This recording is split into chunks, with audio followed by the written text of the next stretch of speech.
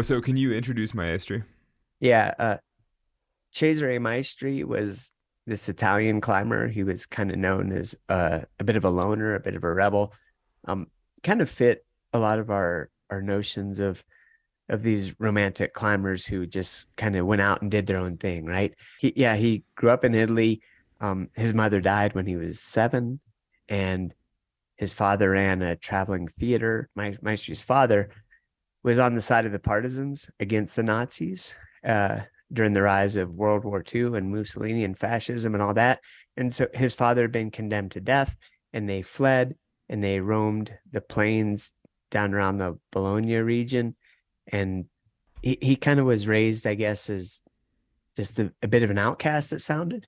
And so he had this sort of representation of, yeah, a bit of a loner and a rebel and the sort of person who thought for himself, which is something that we often appreciate in climbing. Uh, he mostly climbed alone. He insisted that when he did climb with a partner, he had to lead. He was very proud and defiant.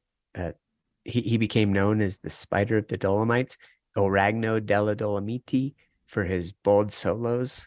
And he was seen soloing up and down all kinds of peaks all over the place. And so he started to develop a reputation. And Maestri and all of the events around Cerro Torre are naturally intertwined with history and cultural moments. In the post-war era, it, Europe, was in this phase of rebuilding, and the 1950s were really just in the shadow of the Second World War. You got to remember, the world moved slower then. This is before the internet, before modern transportation, and after the first half of the 20th century, I mean, Italy had just been decimated. I mean, so there's World War One, and then they endured the rise of Mussolini and fascism.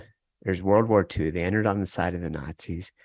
They surrendered, switched sides. Then they had a civil war.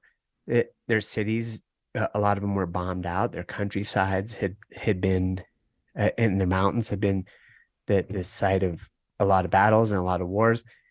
And much of Europe was in a rebuilding phase. And during this time period, there was a great deal of national pride that was growing among all the powers. And one of these expressions of national pride was being the first to plant your country's flag atop the world's highest peaks. And Everest had already been climbed, and the highest unclimbed peak in the world was K2. And the Italians became the first to climb K2 in 1954. And that brought immense national pride to Italy. And in fact, it was such a big deal that um, so when the Italians first climbed K2 in 1954, one of the climbers, this guy Lino Lasadelli, my pronunciations are just terrible, but he in his book afterward, that there was a line. It was something like, in Italy, with this ascent, we were finally able, for the first time in our collective history, to raise proudly the flag of victory over humiliation and defeat. Um, Over here, we can't really even begin to appreciate what the ascent of K2 meant to the Italians.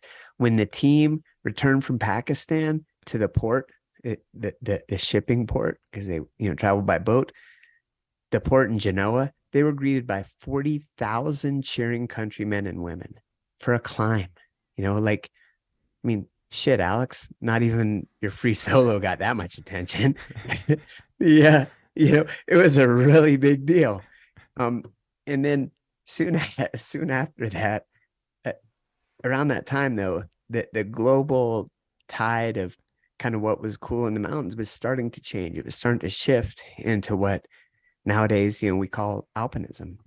So smaller teams, less reliance on fixed ropes and siege style tactics, a little less reliance on outside help and equipment. In the Alps, of course, that was proliferating. And among the vanguard, there were all these like whispers and things people had started hearing about this place called Patagonia, which I think it was in the 1930s or so that uh, a missionary had gone down. I have all this in the book and taken a bunch of photos and returned. And then, you know, things spread slowly back then. I mean, it was basically the old school version of when, you know, someone takes a picture and puts it on Instagram or whatever, but quite a bit slower. In 1952 was the first ascent of Fitzroy. And from the summit of Fitzroy, Magnone and Torre looked across and saw this spire, Cerro Torre, and they just raved about it. It was lower than Fitzroy, but the whole thing about climbing the highest, the highest, the highest, that was starting to change. This was part of the kind of headways toward modern alpinism. And they saw it and said, like, now there's a mountain worth risking one's skin for.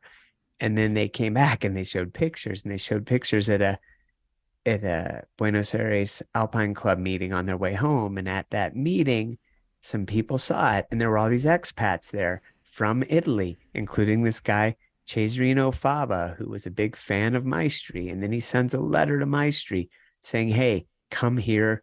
And he uses this uniquely Italian saying, come here, you will find bread for your teeth, which means a mountain worthy of your reputation in that context. And so the seed was planted.